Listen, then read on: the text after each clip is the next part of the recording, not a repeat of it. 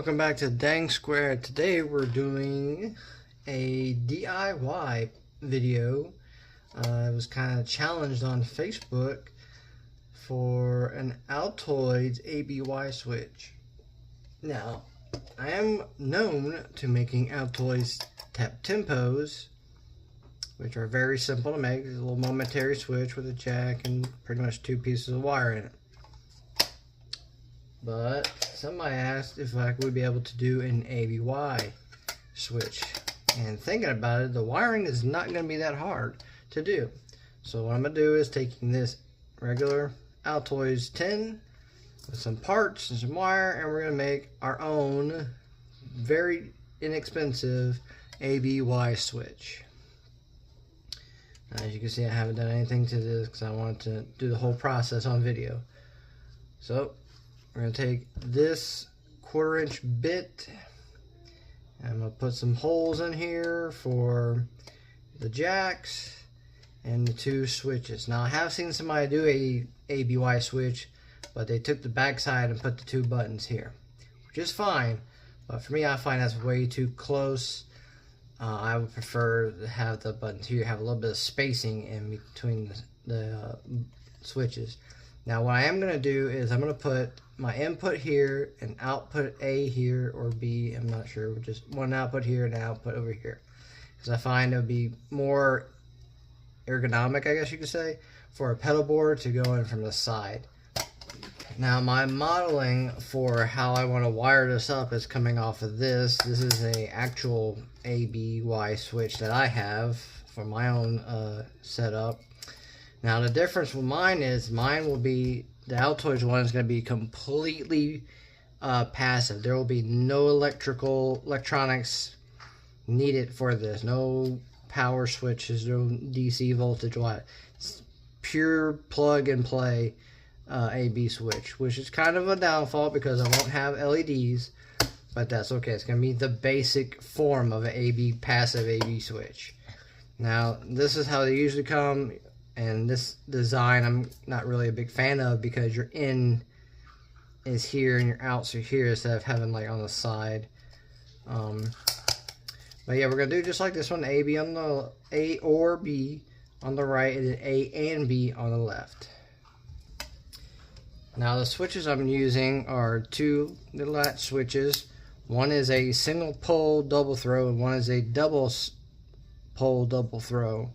That's going to be the AND switch, and this is going to be the OR switch. And I'm using just regular jacks like these that come with the nut and washer for the outside.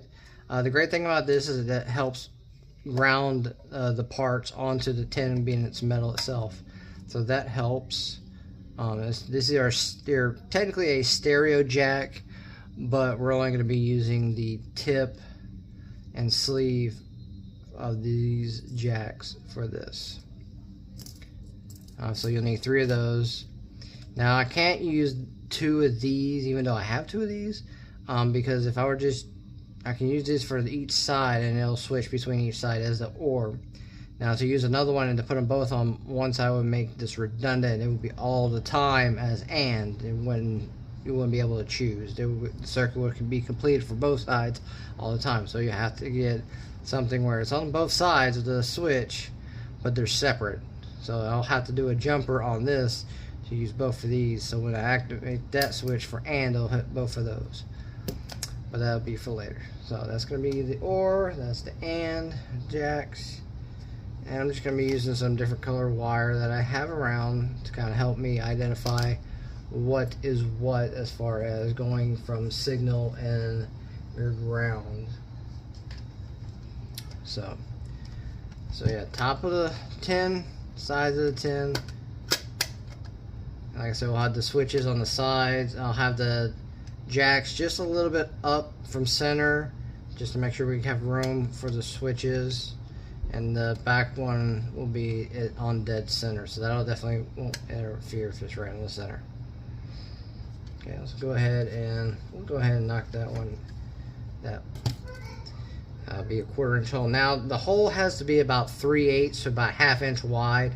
But what I find is with these bits and how thin this tin is, that really only I only need to do is a 1/4 inch hole to be knocked out. And then what I'll do is, to make it towards a smoother finish, take my needle nose pliers and kind of just round it out to get to the desired hole size. So I've tried using a 3/8 bit on this before, and it just tore it up and left sharp edges out. And this way it doesn't leave as sharp, it won't leave any sharp edges because I'm rounding it out. So as you can see, with that way I leave a perfectly smooth edge on the back side here. It's perfectly smooth. It's a little indented on the inside, but that's fine. That'll help actually to ground against the sleeving of the jack. And then we can just put our washer and our nut on this. Perfect. That looks really good. And with this 10, it's easy if you gotta straighten it out. You just move it a little bit. I'm not gonna tighten everything too tight right now, because I'm sure I'm gonna have to move something. So the other ones are gonna fit right here on the sides, which, as you can see, is not gonna be the greatest of spacing, but I'll still have room up front for the switches. So that's awesome. I'm liking this already. Now you gotta be kind of careful of how far low you put your hole, otherwise you'll have issues putting the jack in. But we'll be all right. It'll work out fine. I just gotta make sure I don't go too low on the other side, because it'll still clear on the bottom. That's fine. Get the nut to go flat, it lines up perfect right there. Cool. This one here. Awesome. Alright, let's go ahead and get the other side. So yeah, you gotta make sure you don't do it too high or too low. I'm about to probably cut the lid a little bit just to get that one to lock in, but that's okay. That's why you should always measure this stuff when you do it. But hey, I'm excited to do it. I can't help it.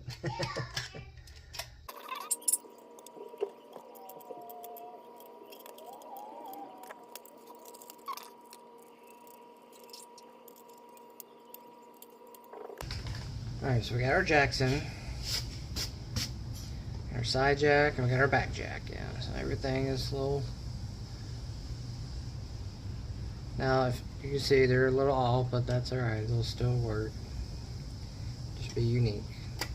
So the inside is going to be a little tricky, because now I gotta get, for one, now I got to put in the switches, which the switches will have plenty of room. Put in here, and here. I should probably do like that. That way I can get to the lugs better, especially for the and or switch. So it's gonna be like that. So they'll have plenty of spacing right there. What I may end up doing is putting some electrical tape on the bottom, just so that I make sure the switches aren't grounding onto the tin itself, messing up the signal.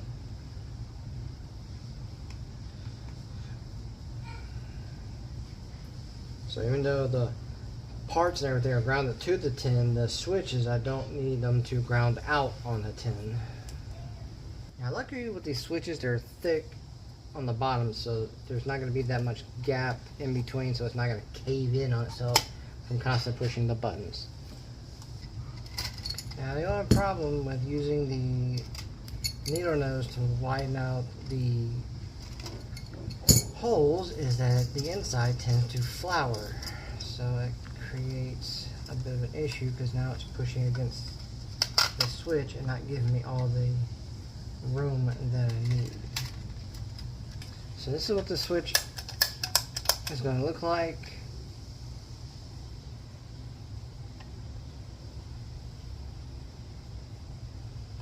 And now we got to wire it up. Okay, pedal is done. Had to end up rewiring it on the inside because the wires that I were using were too fat and did not close well with the pedal. But this is how it's wired. The yellow is your main signal coming in, and 2 whites are your split signals going to your A and your B jacks, and then the black on the bottom is just connecting all the grounds. So that's how it's wired, and it works well. I tried it out. It works very well.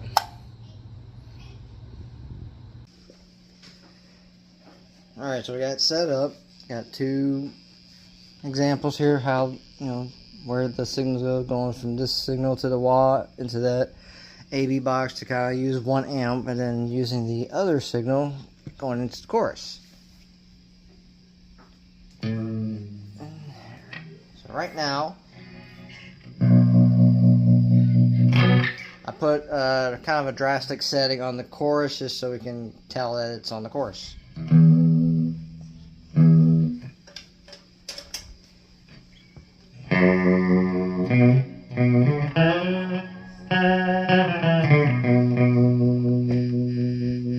No wah sound. Then we switch over.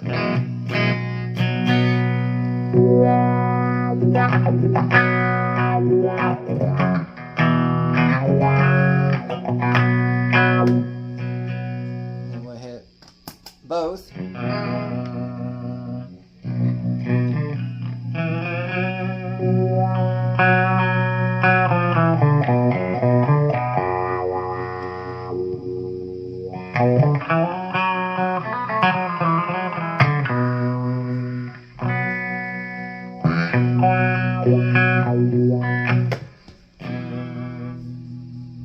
Alright, back to wah. Chorus.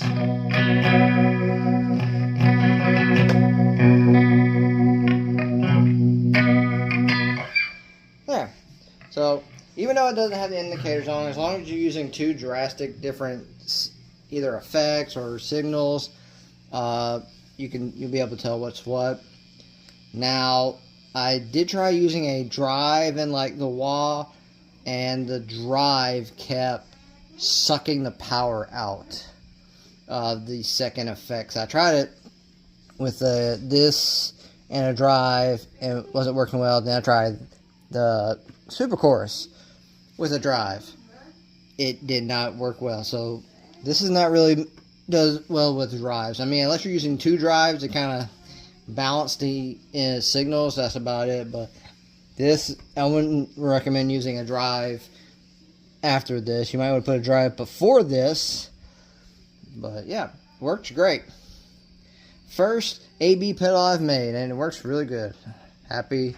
Another guy who was looking forward to getting it is excited. Catch y'all next time.